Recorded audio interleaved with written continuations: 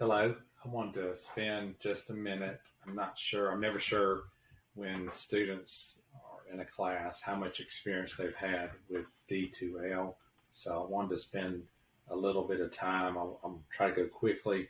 And of course, if there's any questions after the course starts, if you have any, just don't hesitate to let me know. But this is different than the welcome video. This is the navigation within Course 10 or D2L and how to do that. Obviously, course home is self-explanatory. Also, I am in the student view mode, which is different, but it should be the same way that you see the information within Course 10.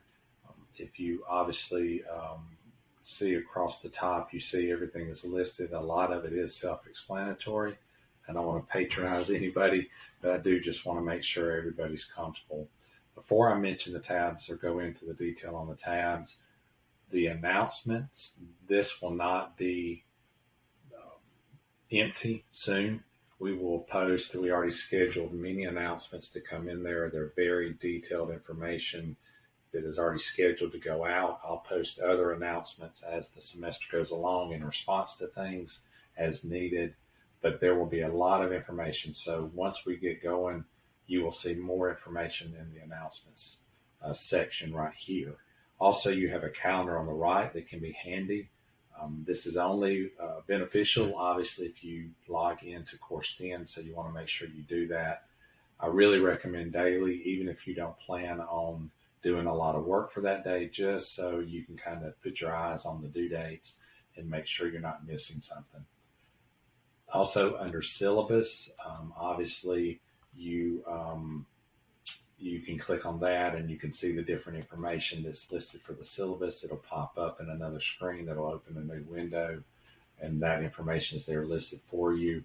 The content is where you would spend a lot of your time, and it's important that you follow this sequentially as you look through the various content and what's listed in each module. When you click on the modules, it'll have a welcome or introduction.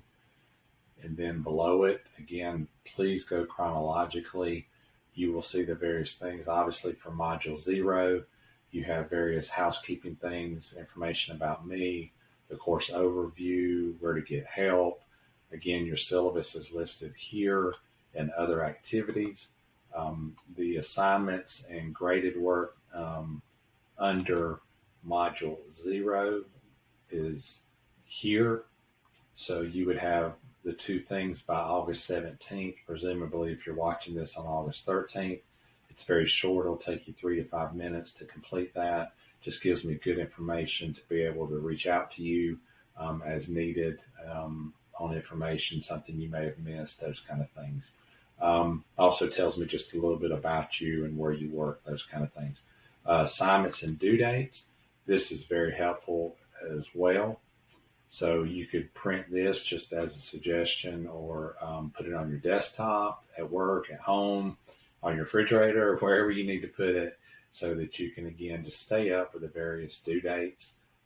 There is quite a bit. This course is somewhat heavy, if you will. So please make sure you keep up with everything that's included in it. Additionally, there's a class message board. If you want to utilize that, it's not required, but you can certainly utilize that to share a little information about yourself. And I think that's always nice when students do that, so they can kind of get an idea who else is in the class with them. There is a syllabus acknowledgement and pretest. As long as you take this, you'll get 100, regardless of the answers that you put in. The syllabus acknowledgement, I believe, is 4 questions. The pretest is more to gauge your understanding of current practices in schools. And it really just gives me information to kind of know where you are with some of your thinking. So even if it says wrong, or, that's fine, don't stress over that. Everyone will get full credit for just doing it. Again, it's a way for me to gauge existing knowledge.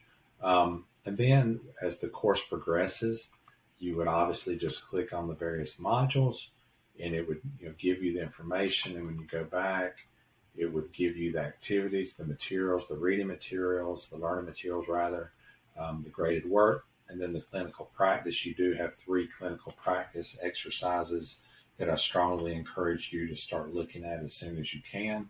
and ask, or talk to your colleagues, because you will survey teachers in one, survey the principals in one, and then survey other teacher leader, if you will, team leader, those kind of things in the third one. So I would strongly suggest that you go ahead and talk with them now.